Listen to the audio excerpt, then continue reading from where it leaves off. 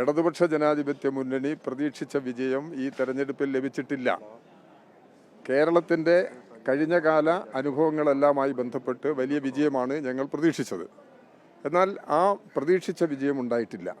ഈ പ്രതികൂല സാഹചര്യത്തിലും ഇടതുപക്ഷ ജനാധിപത്യ മുന്നണിക്ക് വേണ്ടി വോട്ട് ചെയ്തിട്ടുള്ള ലക്ഷക്കണക്കിന് ജനങ്ങൾ കേരളത്തിലുണ്ട്. ആ ജനങ്ങളെയാകെ ഇടതുപക്ഷ ജനാധിപത്യ മുന്നണിക്ക് വേണ്ടി ഞാൻ അഭിവാദ്യം ചെയ്യുന്നു.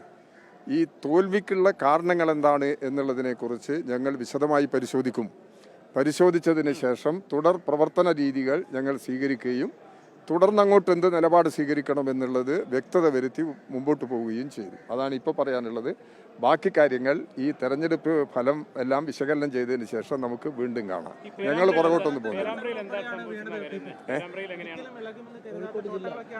അതെ, അതാണല്ലോ എന്താണ് അതിൻ്റെ കാരണം എന്നുള്ളത് പരിശോധിക്കണമല്ലോ.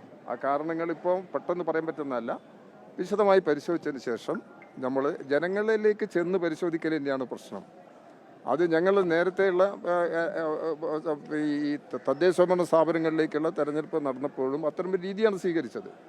അതിൽ ഞങ്ങൾ പരമാവധി അത്തരം കാര്യങ്ങളെല്ലാം പരിഗണിച്ച് മുമ്പോട്ട് പോകാൻ ശ്രമിച്ചിട്ടുണ്ട്. പക്ഷേ ജനങ്ങൾ എതിരായി ഇപ്പോൾ വോട്ട് ചെയ്തിരിക്കുന്നു. ആ വോട്ട് എങ്ങനെ വന്നു, അതിൻ്റെ കാരണമെന്ത് എന്നുള്ളത് ഞങ്ങൾ ജനങ്ങളെ ബന്ധപ്പെട്ടുകൊണ്ട് തന്നെ പരിശോധിക്കും. എന്നിട്ട് എന്താണ് ജനങ്ങൾ ചൂണ്ടിക്കാണിക്കുന്നത് അതിനനുസരിച്ച് ഞങ്ങളെ പ്രവർത്തന പരിപാടികൾ ആവിഷ്കരിച്ചു പോകും. ന്യൂനപക്ഷത്തിൻ്റെ ഏകീകരണം ഉണ്ട് എന്നുള്ളതൊന്നും ഇപ്പോൾ പറയാൻ പറ്റില്ല. ന്യൂനപക്ഷ ഏകീകരണത്തിന് വേണ്ടിയുള്ള വലിയ ശ്രമം കേരളത്തിൽ നടന്നിട്ടുണ്ട് എന്നുള്ളതൊരു വസ്തുതയാണ്. പക്ഷേ ന്യൂനപക്ഷ ഏകീകരണം നടന്നു എന്നുള്ളത് ഈ റിസൾട്ടിനെ മാത്രം ആശ്രയിച്ച് പറയാൻ കഴിയുന്നതല്ല. അതിൻ്റെ നാനാവശങ്ങളും പരിശോധിച്ചതിന് ശേഷം മാത്രമേ അത്തരം കാര്യങ്ങളെക്കുറിച്ചുള്ള ഒരു അഭിപ്രായം പറയാൻ പറ്റുള്ളൂ.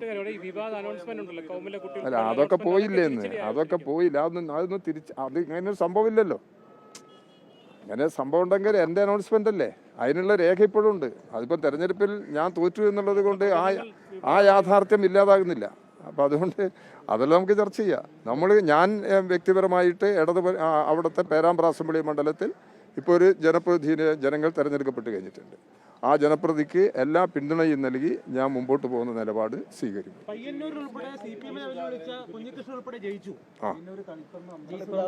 അതെല്ലാം നമുക്ക് പരിശോധിച്ചതിന് ശേഷം പറയാം. അല്ലേ, അതങ്ങനെ ഇപ്പൊ പറയാൻ പറ്റില്ല.